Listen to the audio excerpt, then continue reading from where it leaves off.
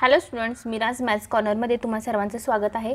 आज आपण बघत आहोत टेट म्हणजेच शिक्षक भरती परीक्षेसाठीच्या 2017 साली आलेल्या प्रश्नपत्रिकेतील अंकगणित किंवा गणित या विषयाचे प्रश्नाचं विश्लेषण। जर तुम्हाला या आधीचेही काही वर्षांचे जर प्रश्नपत्रिका पाहायच्या असतील तर आपल्या चॅनलवरती किंवा डिस्क्रिप्शन बॉक्समध्ये तुम्हाला प्लेलिस्टची लिंक दिली जाईल, तिथे जाऊन चेक करा, तुम्हाला त्याचा नक्कीच फायदा होईल। बरेचसे प्रश्न हे रिपीट झालेले आहेत, तर प्रश्नपत्रिका सॉल्व करून किंवा विश्लेषण असलेला व्हिडिओ नक्की बघा, तुम्हाला त्याचा खूप जास्त फायदा होईल। तर बघूयात प्रश्न काय आहे।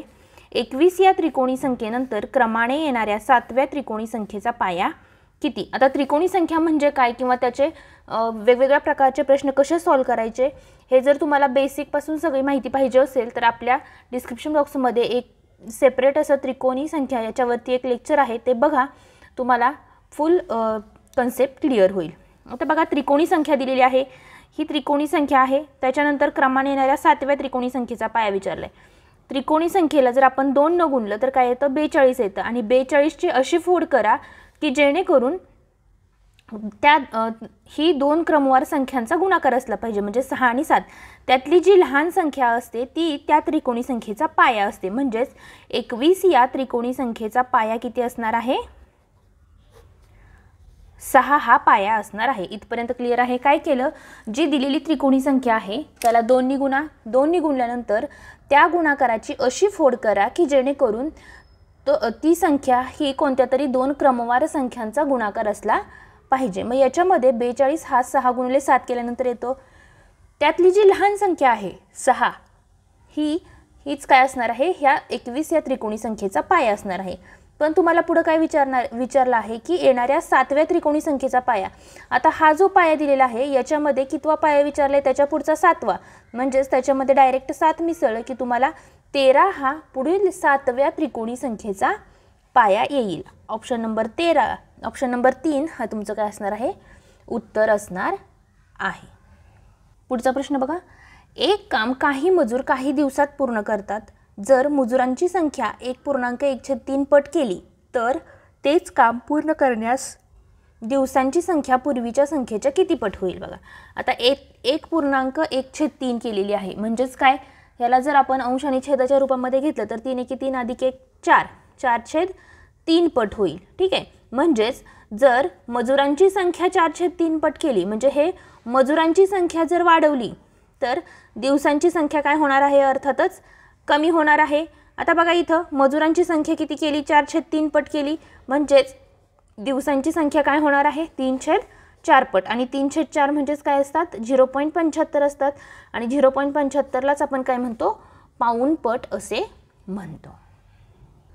पुढचा प्रश्न बघा, रोमन संख्येच्या संदर्भाने विसंगत पर्याय कोणता हे तुम्हाला विचारलेलं आहे। m भागिले x आणि x, पहिला जर तुम्ही उत्तर काढलं तर m म्हणजे किती असतो तुम्हाला माहिती आहे, 1000 असतो, आणि 1000ला जर x म्हणजेच किती आहे, 20 आहे, म्हणजे बे 5 10, उत्तर किती येईल, 50 येईल। नंतर xl अधिक xl म्हणजे किती आहे, तर xl म्हणजे 40 असतं, अधिक 10 ह्याला केलं तर किती येतं, 50 येईल। तिसरा ऑप्शन आहे lx वजा x आणि x, म्हणजे बघा पुढं lx केलं तर तुम्हाला काय येईल, 70 येईल, आणि 70 मधून जर 20 वजा केले तर किती येतात, 50 येतात। आणि चौथा पर्याय l गुणिले c, l किती आहे, 50 गुणिले c किती आहे, 100, म्हणजेच टोटल किती झाले, 5000 झाले। म्हणजेच तुम्हाला काय विचारले, विसंगत पर्याय कोणता, विसंगत पर्याय कोणता असणार आहे, ऑप्शन नंबर 4, कारण बाकीचे तीनही पर्यायाचं जर उत्तर काढलं तर तुम्हाला किती आलेलं आहे, 50 50 50 एवढं उत्तर आलेलं आहे। ऑप्शन नंबर 4चं किती येतं, 5000 एवढं उत्तर येतं। पुढचा प्रश्न बघूयात आपण। पुढच्या प्रश्नात काय दिलेलं आहे, खालील आकृतिबंधात चौकटीच्या जागी असणारी संख्या कोणती हे विचारलेलं आहे। आता बघा, पहिला 10 15 20 35 50 चौकोन 82 आणि 99। 10 म्हणजेच काय असणार आहे, 3चा वर्ग अधिक 1 म्हणजे 10, नंतर 4चा वर्ग वजा 1 केल्यानंतर 15 येतात, 5चा वर्ग अधिक 1 केल्यानंतर 26 येतात, 6चा वर्ग वजा 1 केल्यानंतर 35 येतात, 7चा वर्ग अधिक 1 केल्यानंतर 50 येतात, आणि पुढे काय येईल, 8चा वर्ग वजा 1 म्हणजेच 64 वजा 1 केल्यानंतर 63 हे काय येणार आहे, चौकोनाच्या ठिकाणी तुमचं उत्तर येणार आहे। ऑप्शन नंबर 2 हे तुमचं उत्तर असेल। पुढचा प्रश्न बघूयात आपण. 132 सेंटीमीटर परिघ असणाऱ्या वर्तुळातील कोणतेही 4 बिंदू परस्परांशी जोडून तयार झालेल्या चौरसाकृतीची बाजू किती सेंटीमीटर असेल? आता वर्तुळाकृती आहे एक. या वर्तुळातील कोणतेही 4 बिंदू परस्परांशी जोडलेले आहेत, म्हणजे हा एक, हा असा आणि हा असा. ठीक आहे. त्याची परिघ किती आहे बघा, 2 पाय r बरोबर 132 आहे. म्हणजेच 2 गुणिले 22/7 गुणिले r बरोबर 132 आलं. म्हणजेच r बरोबर 132 गुणिले 7 भागिले 2 गुणिले 22 येईल. नंतर बघा इथं 11 1 11, 11 2 22, 11 2 22, 2 2 4, 4 3 12. म्हणजेच त्रिज्या किती आली तुमची, 21 आली. ठीक आहे. आता काय विचारले, चौरसाकृतीची बाजू विचारली. चौरसाकृतीचा जर कर्ण काढला तर तो किती येतो, हा एक त्रिज्या 21 आणि ही पूर्ण 42 होईल. ठीक आहे. आणि याच्यामध्ये बघा 4 बिंदू जोडले, म्हणजे ह्या बाजू माहीत नाही आहेत, ह्या x पकडल्या. आणि चौरसाचा प्रत्येक कोन हा काय असतो, काटकोन असतो. मग जर तुम्ही हा काटकोन त्रिकोण कन्सिडर केला CAB, तर त्याचा कर्ण माहिती आहे आणि त्याच्या बाजू काढायच्यात. मग तुम्हाला सूत्र काय आहे, पायथागोरसच्या प्रमेयानुसार कर्णाचा वर्ग बरोबर एका बाजूचा वर्ग अधिक दुसऱ्या बाजूचा वर्ग. म्हणजे इथं काय झालं, 2 बाजूचा वर्ग बरोबर 42चा वर्ग होईल. मग दोन्ही बाजूंचं जर स्क्वेअर रूट काढलं किंवा वर्गमूळ काढलं तर काय येतं, 42 बरोबर वर्गमुळात 2 x येईल. ठीक आहे. आता हा वर्गमुळात 2 इकडे गेल्यानंतर काय जाईल, भागाकाराला जाईल. म्हणजे कसा येतो, 42 भागिले वर्गमुळात 2 बरोबर x येतं. ठीक आहे. आता जर अंशाला आणि छेदाला दोन्हीला जर वर्गमुळात 2 गुणलं तर काय येईल बघा, 42 वर्गमुळात 2 भागिले वर्गमुळात 2 गुणिले वर्गमुळात 2 किती येतं, 2 येतं. 2 1 2, 2 2 4, 2 1 2, म्हणजेच किती होतात, 21 वर्गमुळात 2. म्हणजेच x बरोबर काय येतं, 21 वर्गमुळात 2. आणि x म्हणजेच काय दिली आपण घेतलेलं होतं इथं, त्या चौरसाकृतीची बाजू घेतलेली होती. म्हणजेच ऑप्शन नंबर 1 हे तुमचं उत्तर येईल. याच्यामध्ये काय केलं की आपण परिघाचं सूत्र वापरलं आणि नंतर काय केलं की पायथागोरसचं प्रमेय वापरून त्याची बाजू काढलेली आहे. पुढचा प्रश्न बघा. प्रत्येकी 2.5 मीटर समान मापाचे तुकडे करण्यासाठी 17.5 मीटर लांबीच्या दोरी किती आहे, 17.5 मीटर. म्हणजेच काय, 17.5 मीटर. ठीक आहे. आणि प्रत्येक तुकडा किती मापाचा करायचा आहे, 2.5 मीटरचा करायचा आहे. ठीक आहे. तर त्या दुपदरी दोरीला किती ठिकाणी कापावी लागेल. म्हणजे 17.5 मीटर दोरीची जर दुपदरी केली आणि त्याचा जर एक तुकडा 2.5 असा कापला तर त्याचे किती टोटल तुकडे करावे लागतील. तुकड्यांची संख्या जी आहे ती किती असणार आहे, तुकड्यांची संख्या बरोबर 17.5 भागिले 2.5. पॉईंटला पॉईंट गेल्यानंतर 175 भागिले 25 येतात. 5 5 25, 5 3 15, 5 5 25, 5 1 5, 5 7 35. म्हणजेच तुकडे किती करावे लागतील, 7 तुकडे करावे लागतील. म्हणजे जर दोरी आपण अशी केली तर त्याचे 7 तुकडे करण्यासाठी काय करावं लागेल, ती किती ठिकाणी कापावी लागेल. बघा तुकडे किती झाले, 1 2 3 4 5 6 आणि हा एक 7. म्हणजेच दोरी किती ठिकाणी कापावी लागलेली आहे, तर 3 ठिकाणी कापावी लागणार आहे. म्हणजेच ऑप्शन नंबर 1 हे तुमचं उत्तर असेल. पुढचा प्रश्न बघा. एका संख्येला जर 15 11 आणि 12ने भागले असता प्रत्येक वेळी बाकी 4 उरते तर ती संख्या कोणती. अशा प्रकारचा प्रश्न असेल त्यावेळेस आपण काय करतो, पहिल्यांदा त्या संख्यांचा लसावी काढून घेतो. तर 3 5 15 11 आणि 3 4 12. मग इथं काय होतं की नंतर 4नेच भाग जातो, कोणत्याच संख्येने भाग जात नाही. नंतर 5ने जातो आणि नंतर डायरेक्ट काय होतं, 11ने भाग जातो. ठीक आहे. म्हणजेच यांचा लसावी किती झाला बघा, 4 त्रिक 12, 12 पंचे 60, 60 गुणिले 11 केल्यानंतर लसावी किती होतो, लसावी बरोबर 660 होतो. पण प्रत्येक वेळी काय उरते, बाकी 4 उरते. आता बाकी 4 उरते याचा अर्थ काय की त्याच्यामध्ये तुम्हाला एकतर ऑप्शनमध्ये 660 अधिक 4 उरायला पाहिजे. 660ला पूर्ण भाग जातो पण बाकी 4 उरण्यासाठी अधिक 4 करावं लागेल. हा ऑप्शन नाही आहे. मग काय करायचं, जो लसावी आहे त्याला पुढच्या एका संख्येनं गुणा. 6 2 12 आणि 13 आणि अधिक 4 करा. म्हणजेच 13 24 हे तुमचं उत्तर आहे का बघा ऑप्शनमध्ये. जर हे पण उत्तर नसलं असतं तर काय केलं असतं तुम्ही, पुढे अजून काय करायचं, 660ला 3 न गुणायचं, 4 न गुणायचं, असं करून काय करायचं, 4 मिसळलं की तुमचा जो ऑप्शन असेल ते तुमचं उत्तर असेल. याच्यामध्ये ऑप्शन नंबर 2 हे तुमचं उत्तर असणार आहे. पुढचा प्रश्न बघूयात आपण 1.8 अधिक 1.4. तर बघा याच्यामध्ये 1.8 अधिक 1.4 केल्यानंतर किती येतात 3.2 येतात. 6.5 मधून 3.32 वजा केल्यानंतर 3.2 येतात, वजा 2.25 अधिक 2. इथं किती येतात 2.5 येतात आणि इथं बघा 4.25 वजा 1.75 म्हणजेच इथं 2.5 येतात. पूर्ण भागाकाराच्या इथं काय येतं 6.5 वजा 3.3 केल्यानंतर किती येतात इथं येतील 3.2 वजा 2.5 आहे असं घ्या. नंतर या दोघांची बेरीज केल्यानंतर किती येते 2.5 अधिक 3.2. हे काय आहे यालाच कसं लिहू शकतो आपण 3.2चा वर्ग वजा 2.5चा वर्ग भागिले. आता इथं बघा a वजा b आणि a अधिक b म्हणजेच काय होणार आहे a चा वर्ग वजा b चा वर्ग म्हणजेच काय अंश आणि छेद समान झाला म्हणजेच याला कॅन्सल झालं. तुमचं उत्तर काय येईल 1 म्हणजेच ऑप्शन नंबर 1 हे तुमचं उत्तर येणार आहे. फक्त सॉल्व करून a अधिक b गुणिले a वजा b बरोबर a चा वर्ग वजा b चा वर्ग हे सूत्र वापरलं की तुम्हाला तुमचं उत्तर भेटेल. पुढचा प्रश्न बघा एका वर्तुळाकृती बागेच्या मध्ये असणाऱ्या आयताकृती मैदानाची लांबी ही किती आहे 56 मीटर असून बागेचे क्षेत्रफळ दिलेलं आहे. बघा जर बागेचं क्षेत्रफळ माहिती असेल तर त्याच्यावरून काय काढता येईल त्याची त्रिज्या काढता येईल. म्हणजे 22/7 r चा वर्ग बरोबर 3850 झाले. म्हणजे r चा वर्ग बरोबर 3850 गुणिले 7 भागिले 22 होतात.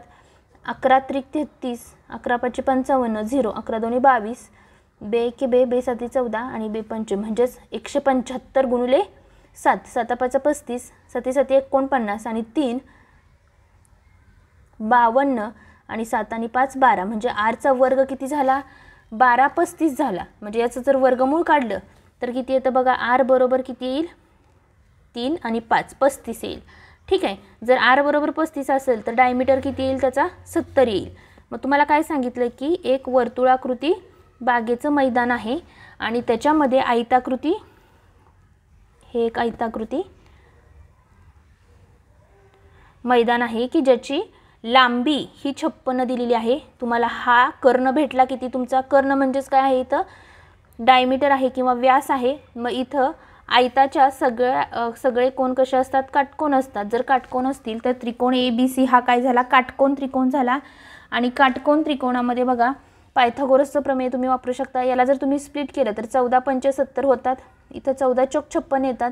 म्हणजे 4 3 आणि 5 हे काय झालं पायथागोरसचं त्रिकूट झालं. 14 गुणिले 3 केल्यानंतर किती येतात 42 ही काय असणार आहे त्या मैदानाची काय असणार आहे रुंदी असणार आहे. हे कसं केलं पहिल्यांदा मला हे माहिती आहे की 5 4 3 हे पायथागोरसचं त्रिकूट आहे.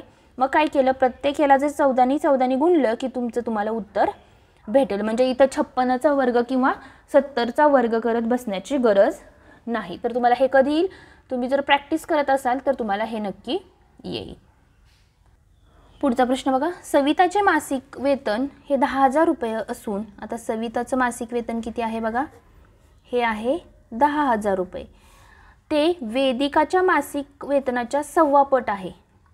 जेवढं पण वेदिकाचं मासिक वेतन आहे त्याची जर 1/2 पट केली म्हणजेच काय ह्याला जर 1/2 पटनं भागलं तर किती येतं 8,000 येतं. म्हणजे याची 1/2 पट काय येणार आहे सविताचं उत्पन्न येणार आहे. ठीक आहे.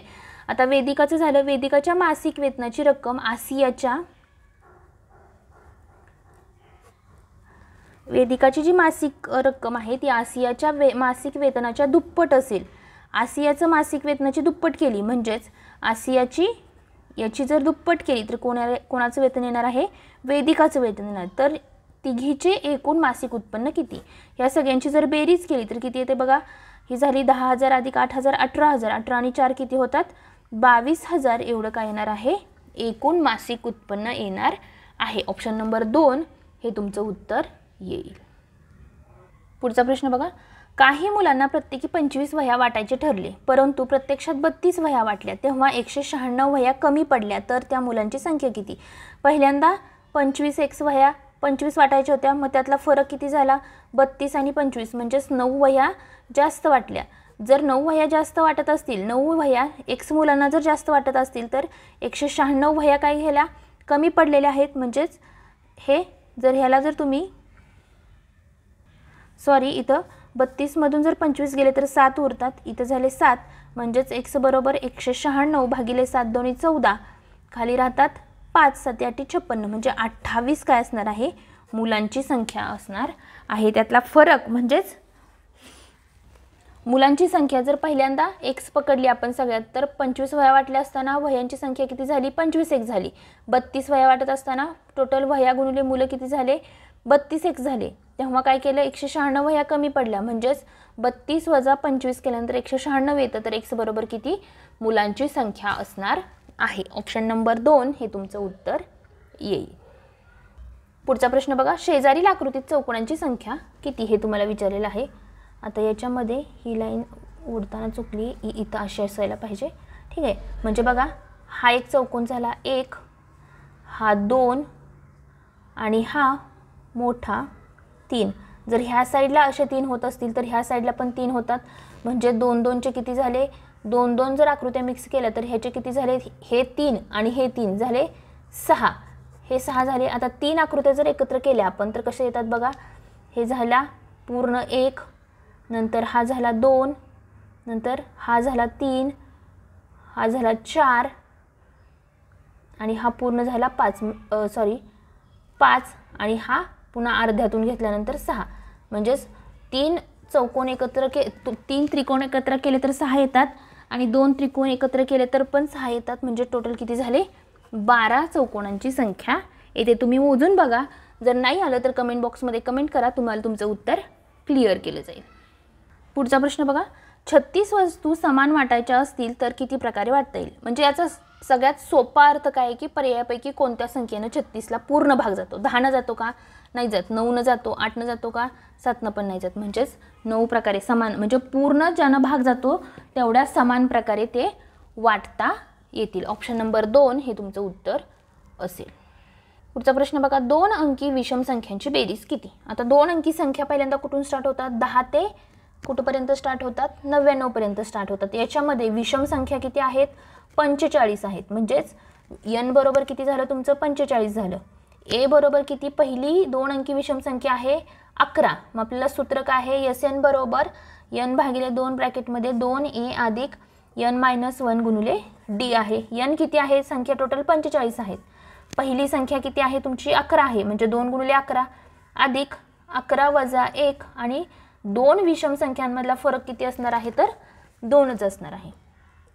45/2 इथं ब्रॅकेटमध्ये 11 2 22 अधिक 10 2 20, इथं झाले 20 आणि 22 किती होतात, 42 होतात. बे 1 बे 2 4 बे 1 बे, म्हणजेच 45 गुणिले 21, 21 गुणिले 45 केल्यानंतर किती होतात बघा, 21 5 105, इथं 10, 21 चोक 84, इथं 4 आणि इथं 9. इथं आपलं लिहिताना चुकलेलं आहे, n बरोबर किती आहे, 45 आहे. तर हे 45 वजा 1 केल्यानंतर किती येतात, 44 येतात आणि 44 गुणिले 2 केल्यानंतर येतात 88. पुन्हा मग इथं 88 अधिक 22, 88 अधिक 22 बघा इथं करूयात आपण. 45/2 ब्रॅकेटमध्ये 88 अधिक 22, 8 आणि 2 10, 10 आणि 1 11, बे 1 बे 5 10 बे 5 10, 45 गुणिले 55. 45 गुणिले 55 केलं तर तुमचं उत्तर येईल 2 4 7 5 गुणाकार केल्यानंतर, म्हणजेच ऑप्शन नंबर 4 हे तुमचं उत्तर असेल. ठीक आहे, तर आपण आज निम्मे प्रश्न पाहिलेले आहेत. राहिलेले प्रश्न आपण नेक्स्ट पार्टमध्ये बघूयात. जर व्हिडिओ आवडला असेल तर व्हिडिओला लाईक करा, चॅनलला सबस्क्राईब करा आणि नवीन व्हिडिओ पाहण्यासाठी बेल आयकॉनला क्लिक करा, जेणेकरून तुम्हाला नोटिफिकेशन भेटेल. थँक्यू.